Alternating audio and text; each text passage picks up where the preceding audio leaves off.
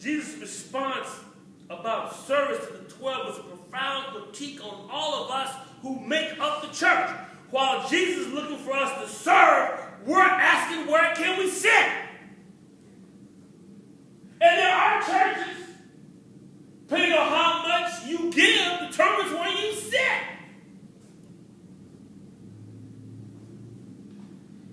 To serve is to ask the question, can hate be turned into love?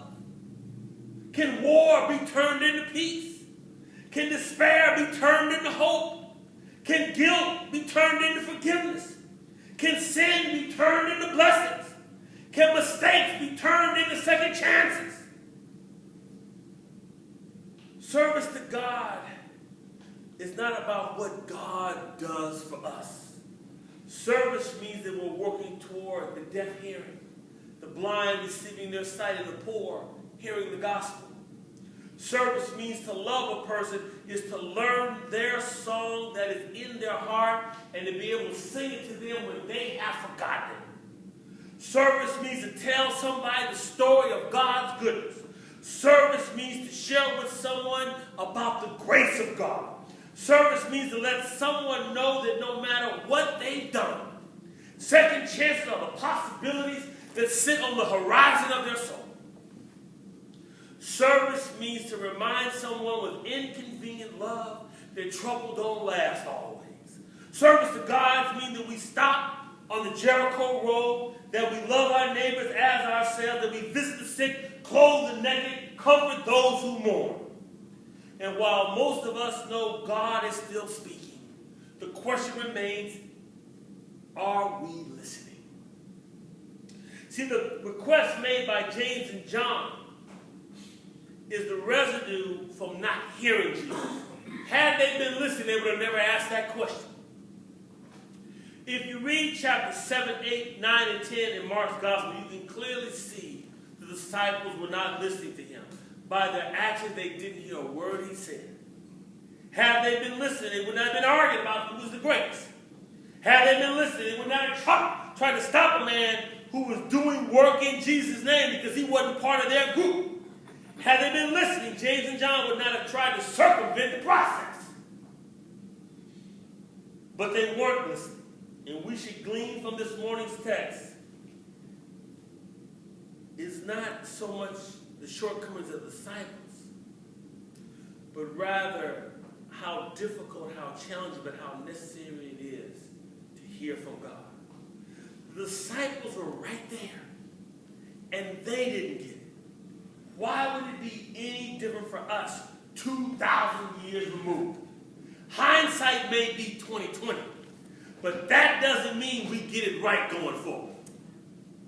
This particular text reminds us just how difficult it can be to really hear Jesus authentically. It's hard to hear Jesus as you toil through your own challenges, bearing the same old burdens as new ones hop on your back without advance notice.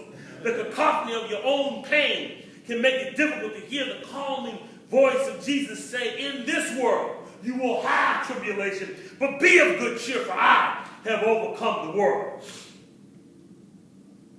You will face the old rugged cross. If you are my disciples, you will be forsaken by your friends.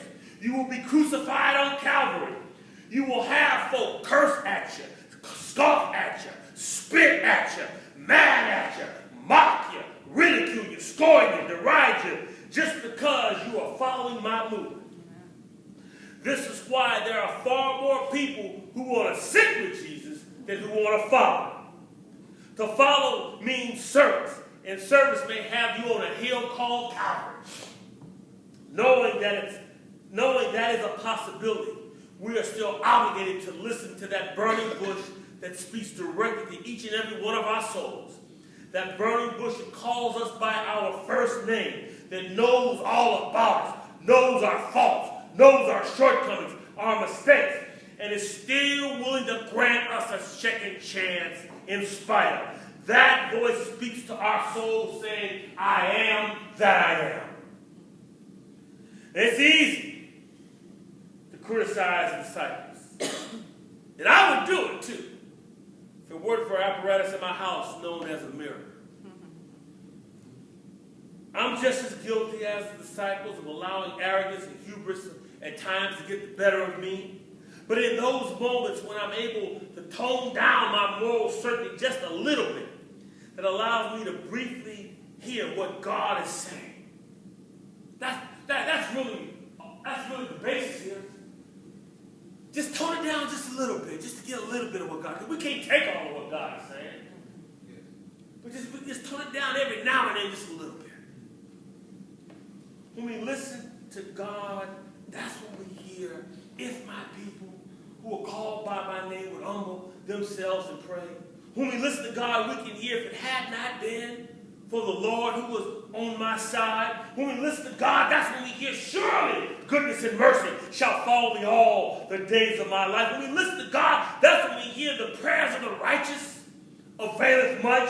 When we listen to God, that's when we hear, my grace is sufficient. When we listen to God, we can hear whatsoever things are true, whatsoever things are honest, whatsoever things are just, whatsoever things are pure, whatsoever things are lovely, whatsoever things of a good report, if there be any virtue, if there be any praise, think on these things. Because God allowed Jesus to be handled by sinful men. When we listen to God, we can hear, alas, and did my Savior bleed, and did my sovereign die? Will he devote that sacred head for such a worm as how we can hear wickedness a while married? And Satan's cause may seem to gain, but there is a God who rules above the hand of